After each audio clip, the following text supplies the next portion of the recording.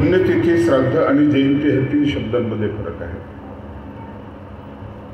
श्राद्ध किंवा दिवस सामान्य माणसाचा घालून आपण महोत्सव साजरा करतो.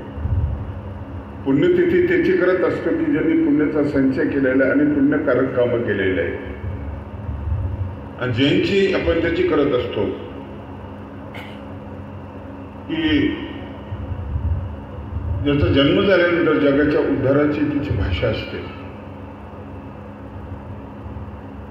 आणि तो एखाद्या नटासारखा उतरून येत असतो. तो नसतो. माणूस म्हणून जन्माला येतो, माणूस म्हणून काम करतो. देवत्वानंतर त्याला चिटकतं.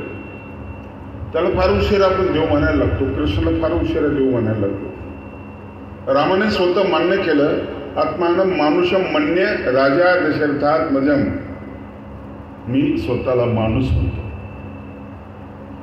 ही माणसं कर्तृत्वानं मोठी झालेली असतात. पण माणूस हा शब्द काही लहान नाहीये. तिथपर्यंत पोहोचायला आपला बराच वेळ लागतो, कारण आपण पशुत्व अवस्थेमध्ये असतो. म्हणून एकमेकाला बोलत असताना गाढवा, डुकरा, गध्या वगैरे आपण जे म्हणत असतो ना, कारण आपण त्या अवस्थेमध्ये असतो. ते पुसायला बराच वेळ लागतो, समज यायला. समज आल्यानंतर मग पुढं माणूसपणाकडचा आपला प्रवास सुरू झालेला असतो. बरेच माणसं झाले, बरे माणसं होण्याच्या तयारीमध्ये आहेत. त्यांच्या जीवनातले जे कानेकोपरे घासले जात आहेत, स्वतःला दुरुस्त करतायत, त्यासाठी वेगवेगळ्या संस्था, वेगवेगळे संप्रदाय, वेगवेगळे धर्म कामं करत आहेत. सगळेच चांगले. महापुरुष म्हणून जन्माला येतात, ते काही वर्ष राहतात, खूप मेहनत करतात, हे सगळं करतात. आणि म्हणून त्याच्यातून त्यांचं चारित्र्य निर्माण होत असतं. लक्षात ठेवा, चित्र सगळ्यांचं निघतं. जनावराचं निघतं, दगडाचं निघतं, झाडाचं, डोंगराचं, कशाचं चित्र निघतं, पण त्यात चरित्र नसतं. चरित्र सगळ्यांनाच असतं. गरीब असो, कसाही असो, त्याला चरित्र असतं, पण त्याला चारित्र्य नसतं. म्हणून तुकाराम महाराज, ज्ञानेश्वर महाराज वगैरे सगळे संतांचे नावं आपल्या डोळ्यासमोर येतात. कोणाच्या पुण्यतिथी, कोणाची जयंती आपण साजरी करतो ना, याचं जे नातं आहे ना, ते चारित्र्याशी नातं आहे. छत्रपती शिवाजी महाराजांचा पूर्ण इतिहास ऐकल्यानंतर जिथं कुठं चारित्र्याचा प्रसंग येतो, त्यावेळेस आपल्या अंगावर शहारे येतात, अपसुख शहारे येतात. जय भवानी, जय शिवराय न विचार करताना आवाज बाहेर होतो. विवेकानंद अमेरिकेमध्ये असताना एक सुंदर मुलगी त्यांना भेटली आणि म्हणाली की मला तुमच्याशी लग्न करायचं. का? मला तुमच्यासारखा बुद्धिमान मुलगा पाहिजे. विवेकानंद म्हणाले, का बरं? मला बुद्धिमान मुलगा पाहिजे. अगं, मग लग्न करण्यासाठी किती प्रोसेस आहे, त्याला वेळ लागेल आणि वय व्हावं लागेल, मुलगा लहान होईल आणि नंतर तो माझ्यासारखाच आहे का कसा आहे मला काय माहिती आहे. कसा निघेल त्याचा मुलगा त्याच्यासारखा निघत नाहीये, आपण बघतोय. एक छोटा पर्याय म्हटलं, मी एक छोटा पर्याय देतो. म्हणजे तुमच्यासारखाच, म्हणजे हो माझ्यासारखाच. कसा पर्याय? तू माझी आई हो, मी तुझा मुलगा होतो. सुरुवात झाली. इथं जी उंची आहे विवेकानंदांची, हे आहे चरित्र. राज्याच्या पाटलाला शिक्षा केली ते, आणि परत बस सांगतो की याचं कोथळ बाहेर काढला. अरे कशाला सांगता? तो पराक्रम आहे. उंची नाहीये ती, उंची ती आहे की त्याची कबर बांधली आणि सगळ्या मुस्लिमांचा सन्मान केला, धर्माचा सन्मान केला. एक वाईट व्यक्ती होता, त्याला संपवलं, पण धर्माने संपवलं. कल्याणच्या सुभेदाराच्या सुनेचा प्रसंग, छोटे प्रसंग आहे, पण माणसाला हिरावून टाकणारे आणि भानावून आणणारे की कुठे चाललो आम्ही. आज आम्हाला लहान मुली कळत नाही. दूरदर्शनाला इकडे तिकडे आम्ही जे बघतोय ना, इतका माणूस, हा माणूस साहेब झाला, हा माणूस प्राध्यापक झाला, हा डॉक्टर झाला, हा नेता झाला, अभिनेता झाला, आणखी त्याला माणूस व्हायचं राहिलेलं आहे. आता माणूस शब्दाची व्याख्या काय?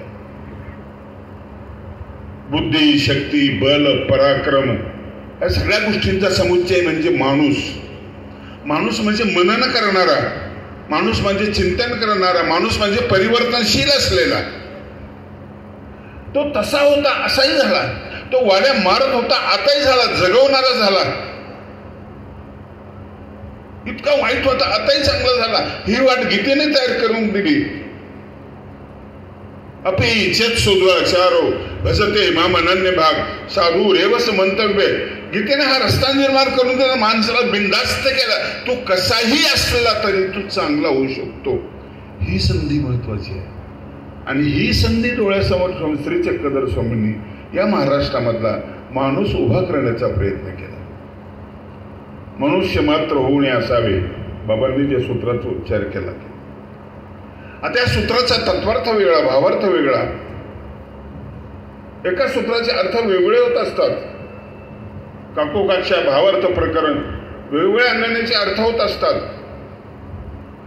इथं तात्विक अर्थ याचा असा आहे की माणसाने आपल्या मनुष्यत्वाला मात्रा द्यावी, म्हणजे कमी करावं, आणखी उंच जावं, संतत्वाकडे प्रवास करावा. तिथं बल बुद्धी वगैरे याची काही गरज नाही, तिकडे प्रवास करावा, तुमचा झालेला आहे. मनुष्य शब्दाचा अर्थ आहे पराक्रम, गुणवत्ता, बुद्धिमत्ता, उद्योगम, साहसम, धैर्यम, बुद्धी, शक्ती, पराक्रम, षडेते वर्तते यत्र तत्र दैव सहाय्यकृत. हा आहे माणूस. फार सुंदर प्रसंग मी परवाच वाचला. भूतपूर्व राष्ट्रपती APJ अब्दुल कलाम हे राष्ट्रपती झाले आणि राष्ट्रपती भवनामध्ये जेवणाचा कार्यक्रम ठेवला. अशाच खुर्च्या टाकल्या सगळ्यांना. एक खुर्ची चांगली टाकली. ही खुर्ची पाहून मला त्या खुर्चीची आठवण आली आणि माझं असं लक्षात आलं की APJ अब्दुल कलाम पूर्ण पुरुष होते, माणूस होते, मी नाहीये. वेगळी खुर्चीची गरज काय होती मला? आणि ती खुर्ची बघितली त्यांनी, एकच खुर्ची, भारी आणि चांगली. आणि त्याच्या लोकांना विचारले की ये चेअर किसके लिए है? आप के लिए, आप राष्ट्रपति. ते म्हणाले मैं राष्ट्रपति जरूर हूं बाद में, लेकिन पहले मैं इंसान हूं. इंसान हा आहे माणूस, लक्षात ठेवा. आणि म्हणून हा माणूस घडत असताना भगवान चक्रधर स्वामीकडे येऊन गेले महाराष्ट्रामध्ये आणि यांनी माणसाच्या समोर एक माणूस ठेवला, तो आहे श्रीकृष्ण. आणि महाराष्ट्रामध्ये पहिल्यांदा गद्यरूपी भागवत चक्रधर स्वामींनी सांगितलं. गद्यरूपी पहिलं भागवत आहे ते. नाथांच्या कितीतरी अगोदरचं, ज्ञानेश्वरीच्या अगोदरचं ते पहिलं भागवत आहे. माणूस असावा तर असा कृष्णासारखा, ईश्वर असावं तर असा कृष्णासारखा, सामर्थ्य असावं तर असं कृष्णासारखं, लहान असावं तर असा कृष्णासारखा, मित्र असावा तर कृष्णासारखा. मनुष्य जीवनाची समग्रता ज्याच्यामध्ये आहे तो डोळ्यासमोर उभा केला आणि स्वामी महाराष्ट्रामध्ये फिरायला लागले. याचा थोडा अगोदर बसवेश्वर कर्नाटकामध्ये जन्माला आले. बसवेश्वराने फार मोठी क्रांती केली, फार मोठी क्रांती. बसवेश्वराचं चिंतन, पण त्या भाषेसाठी त्यांनी चांगलं काम केलेलं आहे. तिरुवल्लुवर नावाचा एक माणूस जन्माला आला तिकडे कर्नाटकमध्ये. त्यांनी लिहिलेल्या गोष्टी आहेत ना, कथा आहेत ना, महाकाव्य साने गुरुजींनी त्याचा अनुवाद केलेला आहे. इकडे ज्ञानेश्वरी प्रिय आहे, तसं त्याचा ग्रंथ तिकडे प्रिय आहे. कुरुळ नावाचा ग्रंथ त्याचा प्रिय आहे. आणि म्हणून स्वामींकडे पाहत असताना मी हा विचार करायला पाहिजे की स्वामींचं हृदय बघायला पाहिजे. माणूस कशाने बघतो? तुम्ही डोळ्यानं बघता. सकाळ करतो माणूस डोळ्यानं बघता आलं तर. हात पाय बघत नाही, डोळ्याला बघतात. पहिले डोळे डोळ्याला बघतात. परिचय डोळ्यानं होत असतो. आणि या मेल्याची नजर चांगली नाही असं बाई डोळे पाहून म्हणत असते. तुमचं सगळं बोलतो, तुम्हाला वाटतं काही बोलत नाही. तुमची देहबोली बोलते, तुमचं बसणं बोलतं, तुमचं उठणं बोलतं. आणि म्हणून चक्रधर स्वामींनी पहिले माणसाची नजर तयार केली. डोळे तयार करावे लागतात, डॉक्टर तयार करत नाही, जास्त फक्त नंबर तुमचा सांगतो, डोळे नाही तयार करत. आणि म्हणून माझं एक वाक्य बऱ्याच प्रवचनामध्ये असतं की बाईमध्ये आई पाहायचं आम्हाला छत्रपती शिवाजी महाराजांनी शिकवलं. आम्हाला ते निर्भयामध्ये पाहता आलेलं नाहीये. आता मुलींवर ज्या बलात्कार होतात ना त्यांच्यामध्ये आई नाही पाहता आला आम्हाला. कुठे डोळे दुरुस्त आहे म्हणून तर ते सगळं वाईट बघतोय ना आपण. आमचं तोंड दुरुस्त नाहीये, तोंड बरोबर नाहीये. थोडस चुकीचं बोललं की केवढा गदारोळ होतो. अरे आवर नाही आला, आवर कसं बोलायचं. ज्ञानेश्वर महाराज म्हणतात, साच आणि मवाळ मितुळ आणि रसाळ शब्द जैसे कल्लोळ अमृताचे. तुझे शब्द नाहीये. अरे मराठी ती इतकी चांगली आहे, अमृताशी पाहिजे जिंक्या इतकी चांगली मराठी आहे. माझा मराठीचा बोलू कौतुके अमृताचे ही पाहिजे जिंके. ऐसे अक्षरे रसिके मिळवीन मी मिळवतो ना, तू मिळव ना. त्यांनी एवढं कमवलं, तू कमव ना. अरे छत्रपती शिवाजी महाराजांनी वयाच्या 15व्या वर्षी माऊली नावाचा किल्ला ताब्यात घेतला. काय करतोस, भटकत फिरतो इकडं तिकडं. पोरग म्हणतो की तेच मी म्हणतो ना, त्यांनी एकही प्लॅट, तुम्ही एकही प्लॅट आणखी घेतलेला नाहीये. हे उत्तर बरोबर नाहीये. तू काय कमवलंस. श्रावण बाळाने आई वडिलांना कावडीमध्ये बसून तिकडे नेलं, काशीला नेत असताना हे तुझ्या डोळ्यासमोर आहे. तुझ्या आई वडिलांसाठी तू काय केलंस. वृद्धाश्रम ही दुर्दैवी घटना आहे. जेव्हा हिंदुस्थानमध्ये वृद्धाश्रमाची पहिल्या कुदळ पडली असेल, त्यावेळेस धरणी कंपायमान झाली असेल, थरथरलेली असेल. आजही आदिवासी परिसरामध्ये त्यांचे आई वडील वृद्धाश्रमात नाही, झाडाखाली बसवतात. घर नाही त्यांना. गडचिरोली परिसरामध्ये झाडाखाली बसवतात. त्यांना मंत्र येत नाही. आचार्य देव भव, मातृदेव भव, पितृदेव भव, ते तुम्ही म्हणा. ते सांभाळतात, त्यांच्या हाडांची पूजा करतात. आमचं नाही आहे. मुलं खूप शिकलेले आहेत विदेशामध्ये, जवळ कोणी नाही. भूतासारखं बंगल्यामध्ये राहतात आमची माणसं. त्यांना काही वाटत नाही. करून काय म्हणतात, पैसे पाठवून देतो आम्ही. कुठे हा याला माणूस कसं म्हणतात. धर्माला पुढे करून द्वेष निर्माण, मत्सर निर्माण करणं, याला कसं माणूस म्हणणार तुम्ही. मननशील असलेला माणूस. आणि म्हणून श्री चक्रधर प्रभूंनी माणूस घडवण्याची एक लीळा आहे, सुंदर लीळा आहे. पहा, गंगेच्या काठावर स्वामी आहेत. प्रवचन चालू आहे, सकाळची वेळ आहे. प्रवचन खूप सुंदर आहे. प्रवचन फार सुंदर प्रवचन आहे. त्या प्रवचनामध्ये काय काय, प्रवचन कसं असावं. ऐसी वेद कबोधका भवभृता आनंद संकारका कैवल्याधिक दानदायक सदा शुद्धात्मका निर्मळा. स्वामींचा परिचय याच्यामध्ये दिलेला आहे.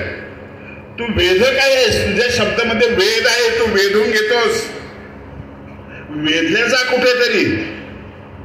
स्वामींची भाषा अशी आहे, वेदकच आहे की नाही, बोधक आहे, ज्ञानवर्धक भाषा आहे स्वामींची. भवभृता, संसार मुक्त करणारी आहे. शुद्धात्मका निर्मळा, तू शुद्ध आहेस, तू निर्मळ आहेस, तू बुद्ध आहेस आणि तू आनंदी आहेस. आजच्या पत्रिकेमध्ये सुंदर ओवी दिलेली, फार सुंदर ओवी आहे. तया श्री चक्रधरांच्या चरण कमळी दिसे नित्य सुखाची नव्वाळी. म्हणून लुटू तुसे वेळोवेळी लांचवणी पडे. खूप सुंदर ओवी आहे. याच्यामध्ये नित्यानंद सुखाची नव्वाळी हा शब्द आलेला आहे. आनंद शब्द इथं आलेला आहे. आनंद शब्दाचा अर्थ आहे, परमेश्वराला एकच नाव आहे, फक्त आनंद. कापराच्या प्रत्येक कोपऱ्यामध्ये गंध असतो ना, चंदनाच्या लाकडामध्ये गंध असतो ना, असा तो पूर्ण आनंद आहे. ही नावं तुम्हाला कळावी सोयीचे वाटे म्हणून घेतली. त्याचं नाव आनंद आहे. एका म्हातारीला स्वामी समजावून सांगतात, तुला देव कळतो का. ती म्हणाली नाही. सांगायची जबाबदारी स्वामींवर आली. स्वामी थोड्या अडचणीत आली, हिला सांगू कसं. खूप सामान्य आहे, ती भाषा कळेल का. बस स्वामी म्हणाले, बाई देव पाखनाचा नव्हे, देव पटीचा नव्हे, तो कापडाचा नाही, कशाचा नाही, सोन्याचा नाही, कशाचाच नाही तो देव. कशाचा देव नाही, मग देव कसा आहे. याचं सुंदर उदाहरण तुकडोजींनी घेतलंय. महानुभावने त्याच्यावर आतापर्यंत काव्य केले नाही, ते सुचलं राष्ट्रसंतांना. दगडाचा देव त्याला वडराचं भेव,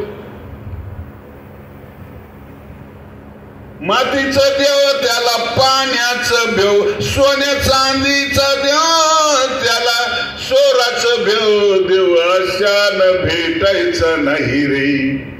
मनी नाही भाव म्हणे देवा मला पाव, देवास्यान भेटायचा नाही रे. देव बाजारचा भाजीपाला नाही, कुठलाच नाव कामाचं नाही, एकच आहे. स्वामींनी त्याचं उत्तर दिलं, आनंद. तो आनंद शब्द ईश्वर बोली दे. किती गोड व्याख्या आहे. ददाती ती देव, जो देत राहतो, देऊ राहतो. प्रकाशावाचक आहे, ज्याच्याकडे प्रकाश आहे तो देव आहे. अंधार देव नाही, प्रकाश देव आहे. जो देत राहतो, काय काय देत राहतो, सगळं देतो. शेवटी काय देतो? आनंद देतो. आनंद, सच्चित आनंद. 3 शब्द आहेत, लक्षात ठेवा. गोड तत्वज्ञानात 3 शब्द. फार सुंदर शब्द आहे तिने. सत्यम शिवम सुंदरम. आनंद म्हणजे सम्राट. ज्याच्याकडे आनंद आहे ना तो सम्राट आहे. एक फकीर असं बसलेले, पाय लोंबून